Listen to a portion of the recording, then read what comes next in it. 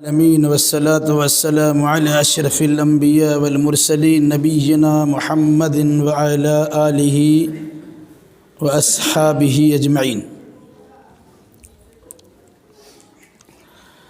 أعوذ بالله من الشيطان الرجيم. بسم الله الرحمن الرحيم. ألم تر إلى الذين تولوا قوما غضب الله عليهم ما هم منكم ولا منهم ويحلفون على الكذب وهم يعلمون. أعد الله لهم عذابا شديدا إنهم ساء ما كانوا يعملون. اتخذوا أيمانهم جنة فصدوا عن سبيل الله فلهم عذاب مهين.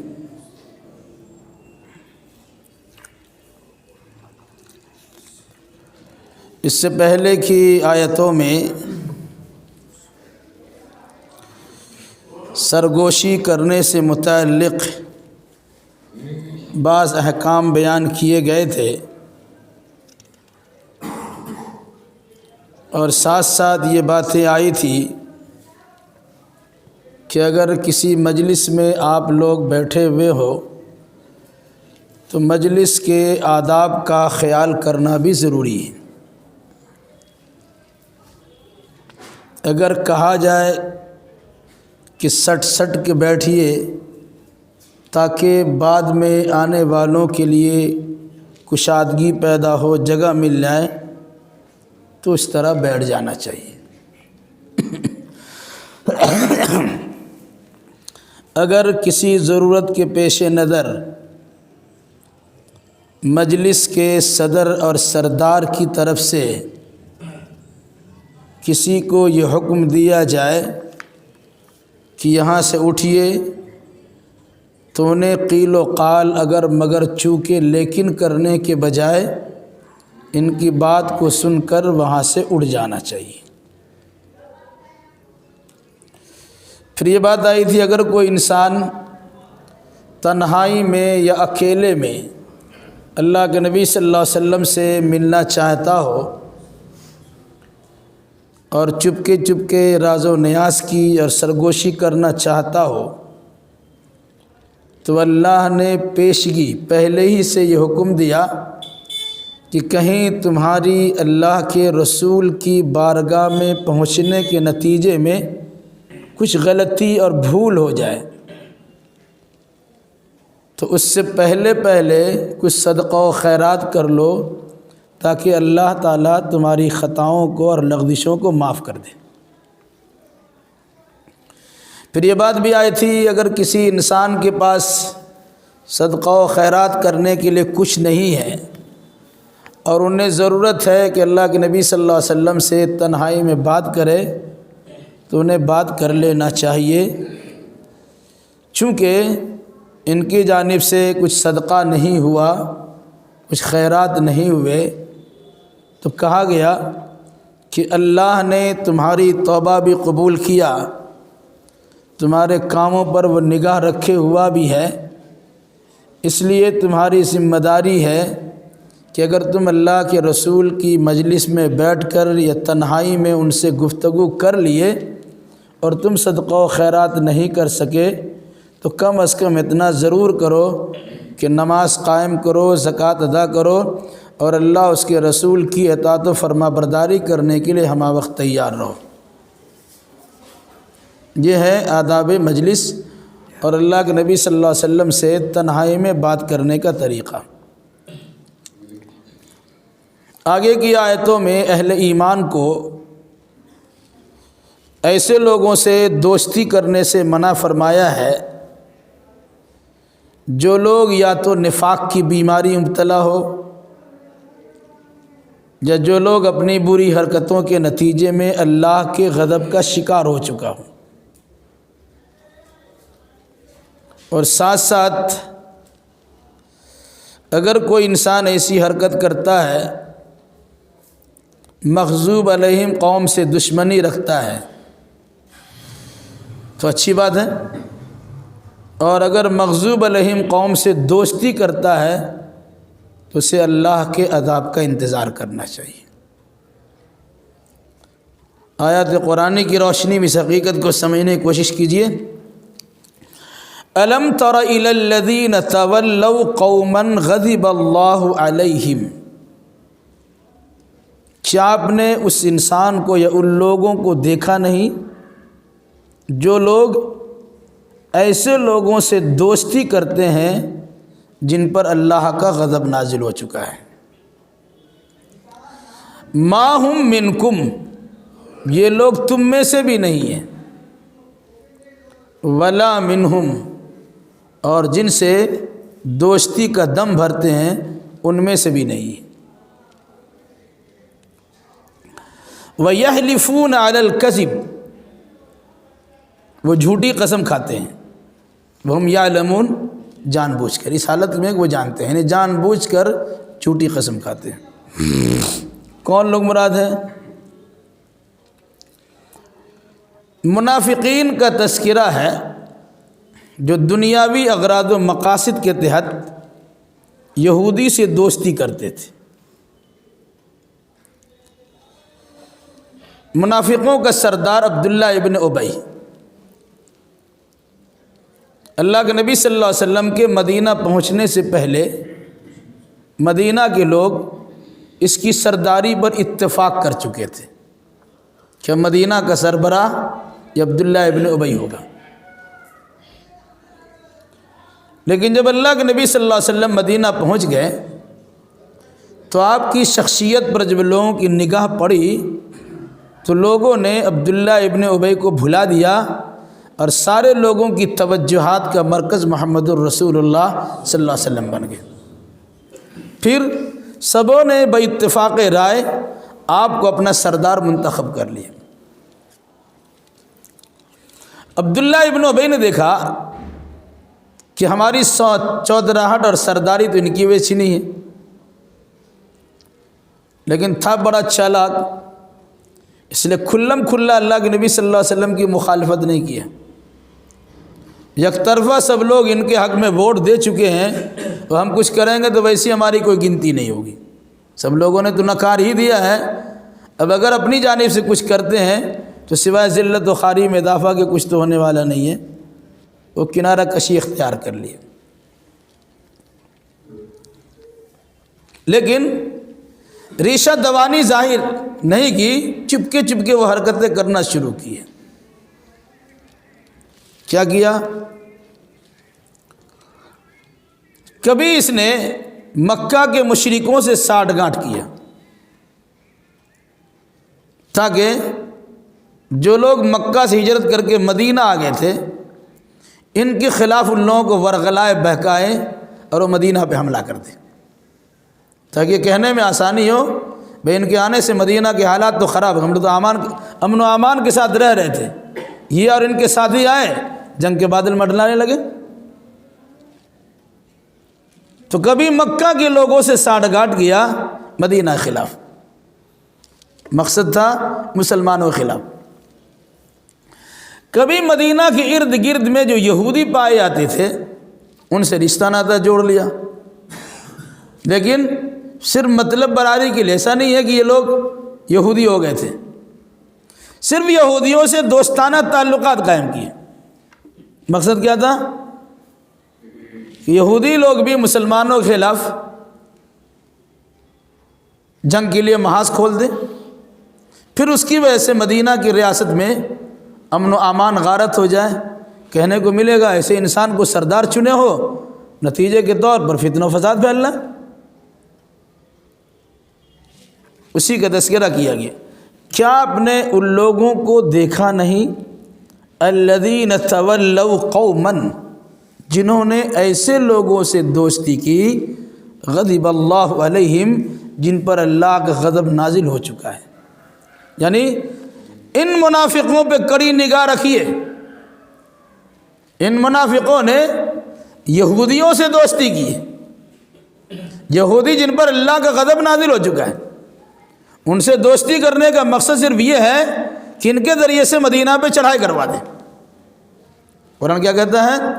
ما ہم منکم، یہ منافقین تم میں سے نہیں ہے، یہ الگ سی بات ہے کہ تمہارے ساتھ جماعت میں شامل ہیں، وہ عشاء فجر کی نماز بھی اپنا نفاق چھپانے کے لیے آپ کے پیچھے پڑھتے ہیں، مسلمانوں کی تعداد میں اضافہ کرنے کے لیے ان کے جو افراد ہیں وہ گردن آگے کر دیتے کہ ہم بھی مسلمانوں کی جماعت میں گنتی ہو جاتی ہے، لیکن یاد رکھیے یہ آپ میں سے نہیں ہیں، ما ہم منکم، نہیں ہے یہ لوگ آپ لوگوں میں سے،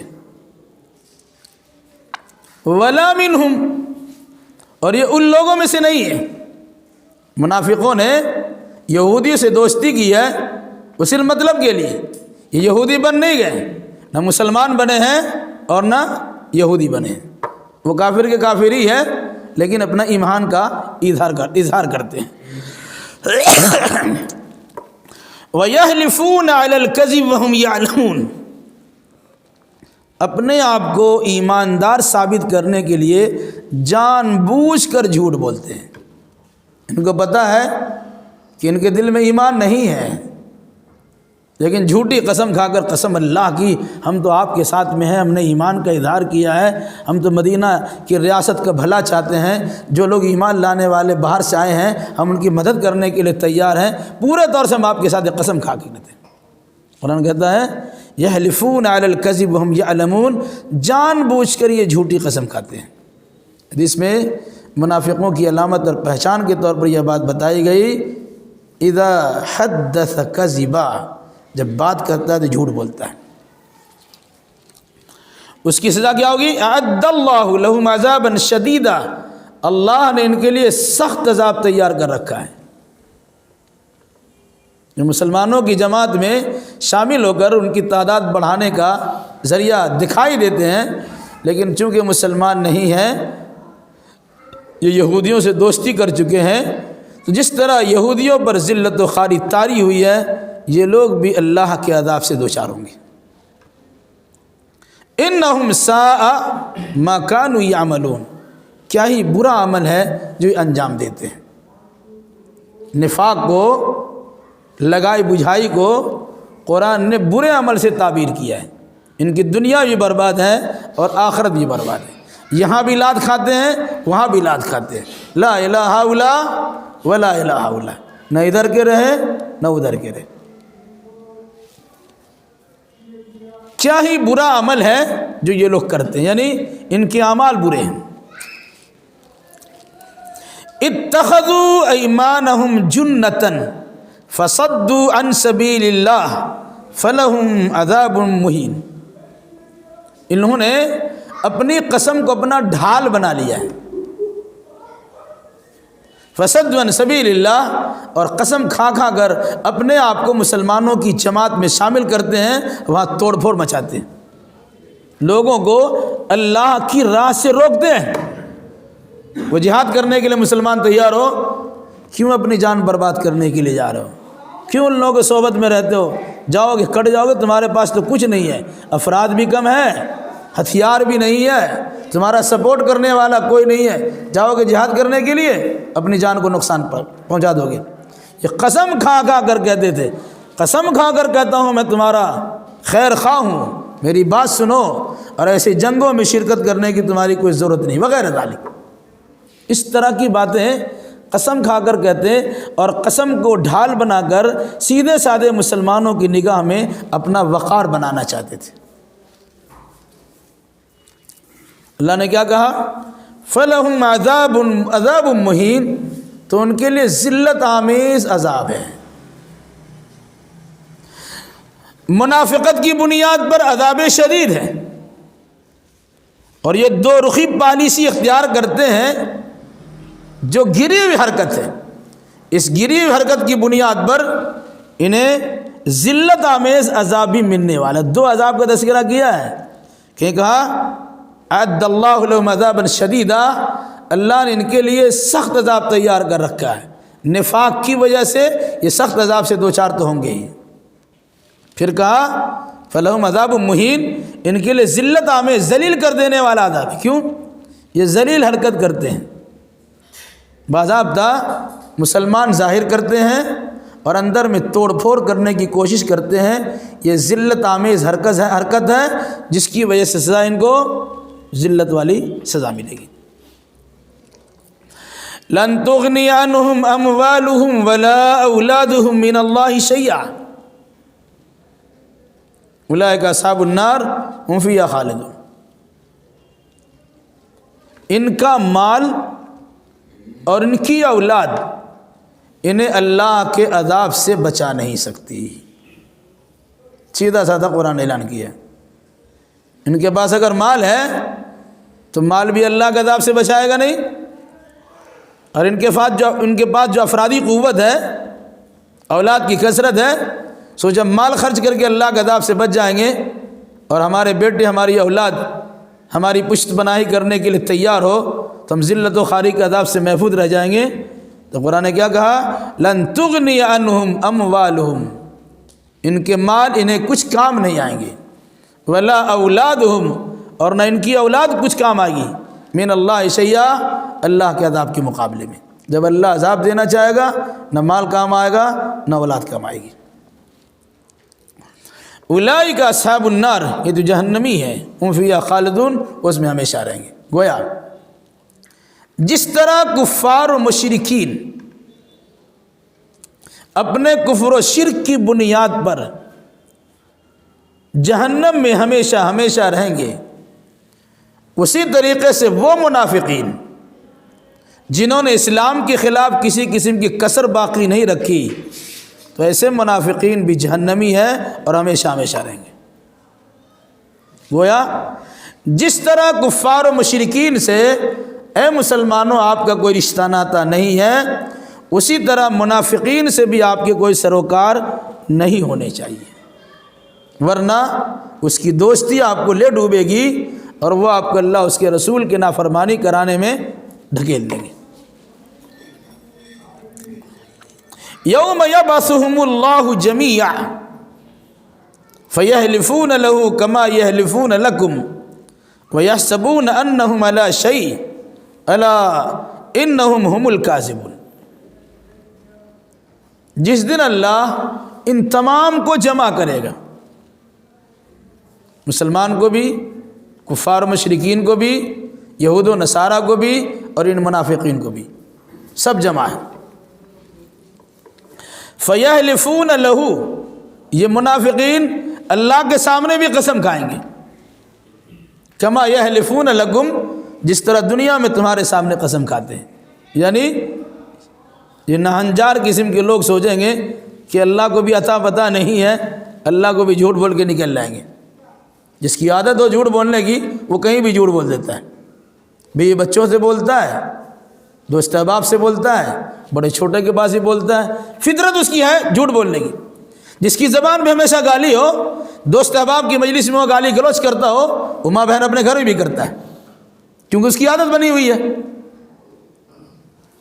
تو کہا یہ منافقین جس دن اللہ ان کو جمع کرے گا، فیحلفون لہ، وہ اللہ کے سامنے قسم کھائیں گے، کما یحلفون لکم، جس طرح یہ لوگ تمہارے سامنے قسم کھاتے ہیں۔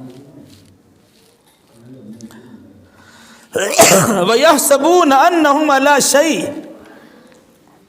یہ اپنے آپ کو سمجھتے ہیں وہ کسی دلیل کی بنیاد پر قائم ہیں۔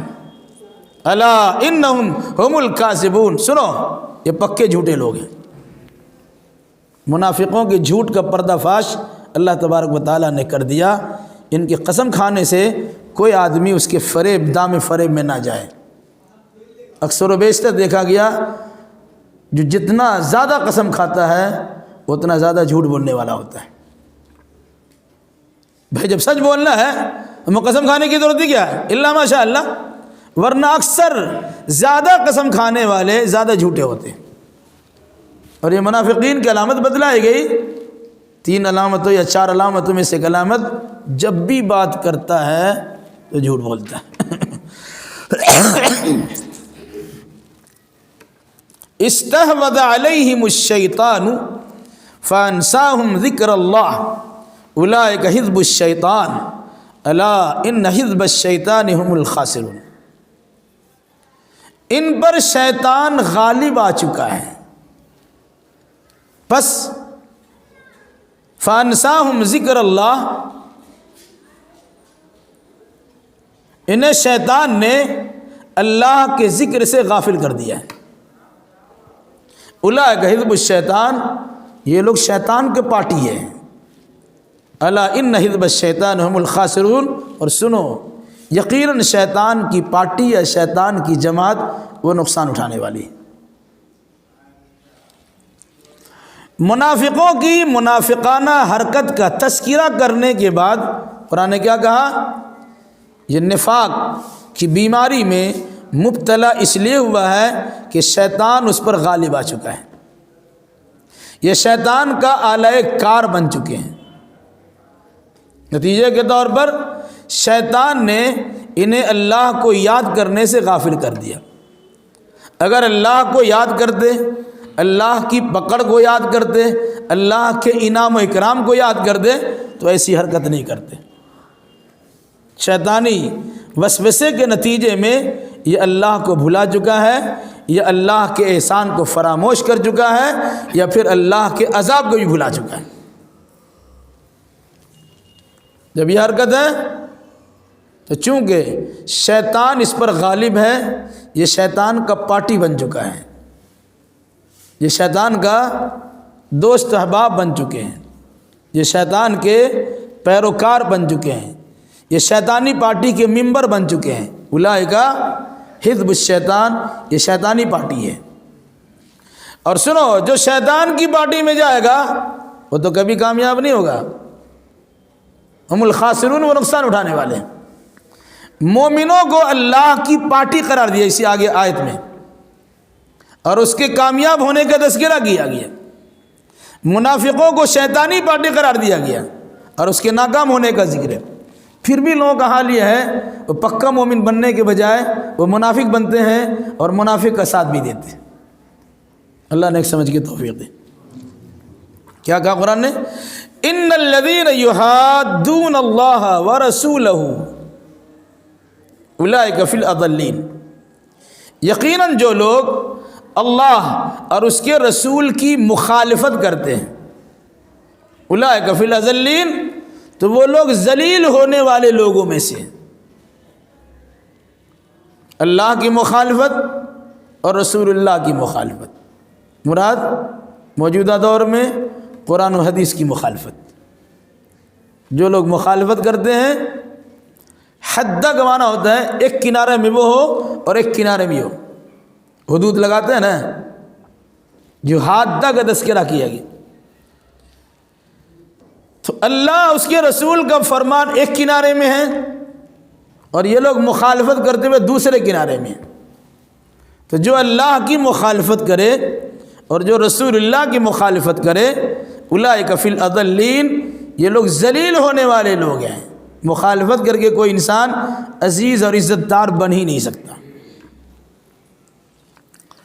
کتب اللہ لأغلبن انا ورسلی ان اللہ قوی عزیز، اللہ نے یہ لکھ دیا ہے، یہ فیصلہ کر دیا ہے کہ ضرور بھی ضرور میں غالب آؤں گا اور میرے تمام رسول غالب آئیں گے۔ یہ فرمان جاری کر دیا اللہ پہلے ہی۔ کب؟ کائنات کے بنانے سے 50,000 سال پہلے انہوں نے تقدیر لکھوائی، وہیں یہ لکھ چکا ہے لأغلبن انا ورسلی، میں بھی غالب رہوں گا اور میرے تمام رسول غالب رہیں گے۔ یہ اللہ کا فرمان ہے۔ کیوں؟ ان اللہ قوی عزیز، بے شک اللہ طاقتور ہے اور غلبہ والا ہے۔ ساری قوت تو اللہ کے پاس ہے، سارا غلبہ تو اللہ کے پاس ہے۔ اب اللہ کسی کو قوت دینا چاہے، کسی کو غلبہ دینا چاہے، کوئی اس کا مقابلہ نہیں کر سکتا ہے۔ تو اللہ کا مقابلہ کون کرے گا؟ پھر اگر کسی نے رسول اللہ کا مقابلہ کیا اور اللہ تبارک و تعالی رسول کی مدد کرنے کا ارادہ کرتا ہے تو رسول کبھی مغلوب نہیں ہوں گے، وہ غالب ہی رہیں گے، چاہے ان کے پاس ساز و سامان ہو یا نہ ہو، افرادی قوت ہو یا نہ ہو، سامان حرب و ضرب ہو یا نہ ہو، اس کی پرواہ نہیں۔ اب دیکھ لیے جنگ بدر میں 313 کی تعداد ہے اور 1000 سے مقابلہ ہے۔ ادھر سب کچھ ہے، ادھر کچھ نہیں ہے۔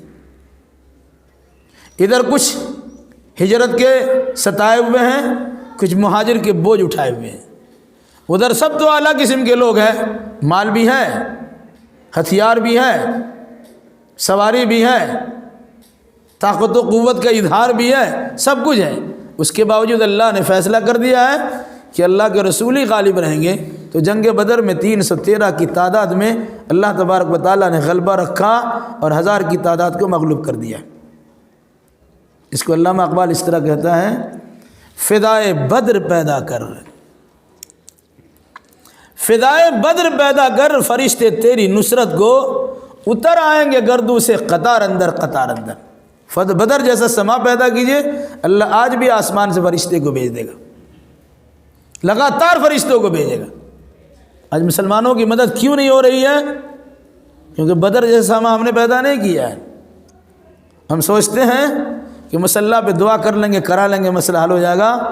اگر یہی بات تھی تو دنیا میں سب سے زیادہ مستجاب الدعوات جن کی دعا قبول کی جاتی ہے وہ محمد الرسول اللہ صلی اللہ علیہ وسلم ہے۔ وہ مسجد نبوی میں بیٹھ کر اللہ اللہ خوب کرتے کہ الہی ہمیں غلبہ عطا کر دے، پھر اللہ کو غلبہ دینے میں کوئی کوتاہی بھی نہیں تو کر بھی سکتا تھا، لیکن اللہ نے اپنے رسول کے ذریعے بعد والوں کے لیے یہ اسباب تیار کروا دیا کہ سامان تمہارے پاس کم ہو، افراد تمہارے پاس کم ہو، لیکن ایمانی قوت اگر تمہارے پاس ہے تو میدان میں نکلو، صف بندی کرو اور اس کے بعد اللہ تبارک و تعالیٰ بھروسہ کرو اور پھر دعا کرو۔ تو اللہ کے نبی صلی اللہ علیہ وسلم وہی کیا ہے، صف بندی کرا دی میدان بدر میں۔ اب اللہ سے بڑے اس الہا کے ساتھ، اصرار کے ساتھ، گریہ وزاری کے ساتھ ایسی دعا کی کہ کندھے پر آپ کی چادر تھی، گر گئی۔ صدیق اکبر نے کہا رسول اللہ بس اب مت کیجیے، بس اللہ کی مدد آنے والی ہے۔ تو اللہ تعالیٰ نے جنگ بدر میں کامیابی، نمایاں کامیابی عطا فرما دی۔ کیا فرمایا؟ اللہ نے کہا کہ اللہ نے لکھ دیا ہے لأغلبن انا ورسلی، میں ہی غالب آؤں گا اور میرے رسول غالب آئیں گے۔ ان اللہ قوی عزیز، بے شک اللہ طاقت والا ہے اور غلبہ والا ہے۔ آگے مومن کی شان بتلائی گئی۔ مومن کی دوستی مومن سے ہوتی ہے، مومن فرما بردار ہے، اللہ اس کے رسول کا اطاعت شعار ہے، اس کی دوستی اللہ اس کے رسول کے فرما برداروں سے ہوگی۔ ایسا نہیں ہو سکتا ہے یہ نافرمان ہے اور آپ فرما بردار ہیں اور آپ دونوں کی دوستی چل رہی ہے، اسلام اس کا نام نہیں ہے۔ یہ الگ سی بات ہم لوگ کر لیتے ہیں، چل رہا ہے، کیونکہ ہمارا نام تو رکھ رکھاؤ کے حد تک ہے۔ وہ اصلی ایمان جو صحابہ کرام کا تھا اس میں کہیں سے اس قسم کی کوئی بات نہیں تھی۔ قرآن کا ترجمہ سنیے اور تفسیر اگر زیادہ مزید پڑھنا ہو تو تفسیر کتاب کا مطالعہ کر لیجئے۔ کوئی اپنے بارے میں نہ لے، لیکن ہر شخص کو اپنے بارے میں سوچنا چاہیے۔ ہم نے آپ کے بارے میں کچھ کہا نہیں یہ مت سوچئے، لیکن قرآن کی آیت کو پڑھ کے یہ ضرور سوچئے کہ اللہ ہم سے تو نہیں کہہ رہا ہے، یقیناً آپ سے بھی کہہ رہا ہے۔ کیا ہے؟ لا تجدوا قوما یؤمنون باللہ والیوم الآخر یوادون من حاد اللہ ورسولہ، جو لوگ اللہ اس کے رسول، جو لوگ اللہ پر اور آخرت پر ایمان رکھتے ہیں، ایسے لوگوں کو آپ نہیں پائیں گے یوادون من حاد اللہ ورسولہ، کہ ایسے لوگوں سے دوستی کرے جو اللہ اس کے رسول کی مخالفت کرتے ہوں۔ اللہ پر اور آخرت پر ایمان لانے والے اللہ اس کے رسول کی مخالفت کرنے والے سے دوستی کر ہی نہیں سکتے ہیں۔ قرآن کا آپ نہیں پائیں گے ایسے لوگ کہ مومن بھی ہو اور مخالفین سے دوستی کرے، ایسا نہیں ہو سکتا ہے۔ تو کیا ہوگا؟ وہ مخالفین کون ہیں؟ اللہ اس کے رسول کی نافرمانی کرنے والے کون ہیں؟ کلیجہ دہل جائے گا اگر قرآن مقدس کی آیات کو پڑھ لیجئے گا۔ کیا کہا؟ وَلَوْ كَانُوا آبَاؤُهُمْ، اگرچہ وہ ان کے باپ ہو، باپ دادا میں چلے آئیے، او ابناؤہم، اگرچہ وہ ان کے بیٹے ہوں، پوتا بھی چلے جائے، ناتی بھی چلے آئیے، او اخوانہم، اگرچہ وہ ان کے بھائی اور دوست بندھو ہوں، او عشیرتہم، اگرچہ وہ ان کے خاندان کے لوگ ہوں۔ یعنی باپ اللہ اس کے رسول کا مخالف ہو، بیٹے اللہ اس کے رسول کا مخالف ہو، بھائی اللہ اس کے رسول کے مخالف ہو، خاندان و قبیلہ اللہ اس کے رسول کے مخالف ہو، اور آپ پکے مسلمان اپنے آپ کو کہتے ہیں، تو نہ باپ سے دوستی کر سکتے ہیں، نہ بیٹوں سے دوستی کر سکتے ہیں، نہ بھائی سے دوستی کر سکتے ہیں، نہ خاندان اور کنبہ سے دوستی کر سکتے ہیں۔ کیوں بھائی؟ اولئک کتب فی قلوبہم الایمان وأیدہم بروح منہ، یہ وہ لوگ ہیں کہ اللہ نے ان کے دلوں میں ایمان کو جمع دیا ہے، وأیدہم بروح منہ، اور اپنی روح کے ذریعے ان کی تائید کی ہے۔ مراد نور ایمانی کے ذریعے اللہ نے ان کو مضبوط بنا دیا ہے۔ جو ایمان والا ہوتا ہے اس کا دل مضبوط ہوتا ہے، اس کے دل میں ایمان پورا محفوظ ہوتا ہے، ایمان بھی رہے اور کفر بھی رہے، ایسا نہیں ہو سکتا ہے۔ اس لیے دو رنگی چھوڑ دے، یک رنگ ہو جا، سراپا موم ہو یا سنگ ہو جا۔ کیا کہا؟ مومن ہے تو کفار و مشرکین سے، منافقین یہود و نصارہ سے، اللہ اس کے رسول کے مخالفین سے آپ کی دوستی نہیں ہو سکتی ہے، اور اگر دوستی کی ہے تو آپ بھی اسی میں سے ہیں۔ انکم اذا مثلہم، اس وقت آپ انہی میں سے ہو جائیں گے۔ وَيُدْخِلُهُمْ جَنَّاتٍ تَجْرِي مِنْ تَحْتِهَا الْأَنْهَارُ خَالِدِينَ فِيهَا، جن مومنوں کے دلوں میں اللہ نے ایمان جمع دیا ہے اور نور ایمانی کے ذریعے سے اللہ نے ان کی مدد کر دی ہے، یہ وہ لوگ ہیں، یہ خوش نصیب وہ افراد ہیں کہ اللہ انہیں ایسے باغات میں داخل کرے گا جس کے نیچے نہریں جاری ہوں گی، اور وہ اس میں ہمیشہ ہمیشہ رہیں گے۔ اللہ نے اہل ایمان کو دنیا میں آزمائے بہت ہیں، جب امتحان پورا ہو گیا، مکمل ہو گیا، کامیابی سے دوچار ہو گیا، تو اللہ نے خوشخبری بھی سنائی ہے۔ وقتی پریشانی ہو سکتی ہے، باپ سے رشتہ ناطہ توڑنا، بیٹوں سے رشتہ ناطہ توڑنا، بھائی سے رشتہ ناطہ توڑنا، پورا قبیلہ خاندان سے رشتہ ناطہ توڑنا معمولی بات نہیں ہے۔ چھوٹی موٹی شادی کا مسئلہ ہوتا ہے، پھو اور پھا، اس کی بڑی قدر و منزلت ہوتی ہے۔ پھوپا ہوتا ہے نا، پھو کر دو تو پھا ہو جائے، اس کا نخرہ برداشت کرنا پڑتا ہے۔ بیٹے کی ضد ہم کیا کر سکتے ہیں، باپ میرا مان نہیں رہا ہم کیا کر سکتے ہیں، یہ بھائی کی خواہش ہم کیا کر سکتے ہیں، پورا سماج اور خاندان تو ہے، ہم اس کو چھوڑ کیسے سکتے ہیں؟ اللہ کو چھوڑ دو۔ جب انہی کو پکڑ کے رہنا ہے تو پھر اللہ تبارک و تعالیٰ کو پکڑنے کا دعویٰ کیوں کرتے ہو؟ کیا کہا قرآن نے کہ دقت و پریشانی تو آئے گی، لیکن مخالفت اللہ اس کے رسول کی ہو رہی ہے، وہ چاہے مخالفت کرنے والا تمہارا باپ ہو، تمہارا بیٹا ہو، تمہارے بھائی ہو، تمہارا خاندان ہو، ایسے مخالفین سے تمہارا کوئی رشتہ ناتا نہیں ہے۔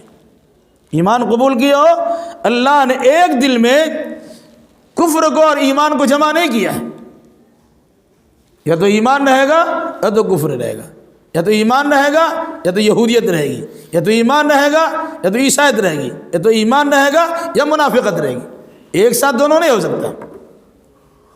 اس لیے کہا کہ آپ نہیں پائیں گے ان لوگوں کو جو اللہ اور آخرت پر ایمان رکھتے ہیں کہ وہ دوستی کرتے ہو ایسے لوگوں سے جو اللہ اس کے رسول کی مخالفت کرتے ہیں، چاہے مخالفت کرنے والے لوگ ان کے باپ ہوں، ان کے بیٹے ہوں، ان کے بھائی ہوں یا ان کے خاندان۔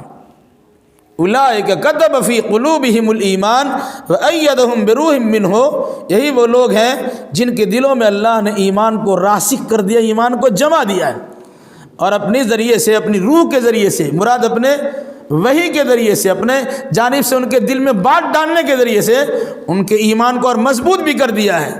ہرگز ایسے لوگوں سے دوستی نہ رکھنا۔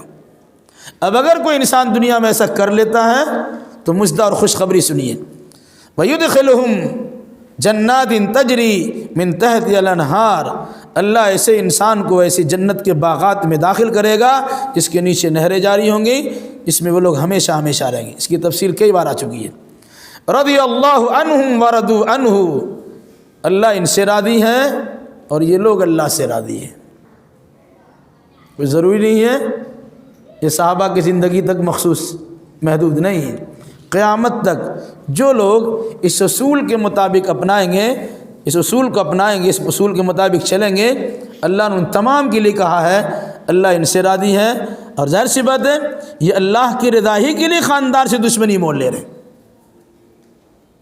سورہ مائدہ میں اس کی تھوڑی تفصیل اس طرح سے ہے کہ اگر تم دین سے پھر جاؤ گے تو اللہ ایسی قوم کو لائے گا جو قوم اس کے اعمال بتلائے گا، یحبہم و یحبونہ، اللہ ان سے محبت کرے گا، یہ اللہ سے محبت کریں گے۔ پھر اس کے بعد فرمایا اذلۃ علی المؤمنین عزۃ علی الکافرین، یہ مومنوں کے لیے بڑے نرم ہوں گے اور کافروں کے لیے بڑے کڑے ہوں گے۔ یجاہدون فی سبیل اللہ ولا یخافون لومۃ لائم، وہ اللہ کی راہ میں جہاد کریں گے اور کسی ملامت کرنے والے کی ملامت کی پرواہ نہیں کریں گے۔ جب یہ صورتحال ہوگی تو اللہ نے کہا رضی اللہ عنہم ورضوا عنہ، اللہ ان سے راضی ہے اور یہ لوگ اللہ سے راضی ہیں۔ اولئک حزب اللہ، یہ اللہ کی جماعت، اللہ کی پارٹی ہے۔ اب اللہ کی پارٹی میں رہنا چاہتے ہیں تو اللہ کے مخالفین اور دشمنوں سے دوستی مت رکھیے، دوستی رکھیے گا اب اللہ کی پارٹی میں نہیں ہوں گے، وہ شیطان کی پارٹی میں ہوں گے۔ اور سن لیجئے الا ان حزب اللہ هم المفلحون، جو اللہ کی پارٹی ہوگی وہی کامیاب ہوگی۔ آج کامیابی کے لیے انسان مندر بھی چلا جاتا ہے، مزار تو جاتا ہی ہے، کشکول بھی لگاتا ہے، پوجا پاٹ بھی کرتا ہے، اپنے آپ کو مسلمان جیسا نام بھی رکھتا ہے اور چلا جاتا ہے مندروں میں۔ کامیاب ہوگا؟ کبھی کامیاب نہیں ہو سکتے۔ ہو سکتا ہے وقتی طور سے دنیا میں ان کو کامیابی دکھائی دے، لیکن حقیقت میں اس کا سکون غارت ہو جائے گا اور وہ کامیاب تو ہو ہی نہیں سکتے۔ کیا فرمایا؟ ایسے لوگ جن سے اللہ راضی ہو جائے یا اللہ سے راضی ہو جائے، یہ اللہ کی جماعت ہے اور اللہ کی جماعت ہی غالب آنے والی ہے۔ اللہ تعالیٰ سے دعا کیجئے اللہ ہمیں اپنی جماعت میں رکھے اور مخالفین سے دور رہنے اور اللہ اس کے رسول کی مخالفت کرنے والوں سے کوسوں دور رہنے کی توفیق مرحمت فرمائے۔ یہاں پر سورہ المجادلہ ختم ہوتی ہے، انشاءاللہ آئندہ سورہ حشر کی تلاوت اور تفسیر بیان ہوگی۔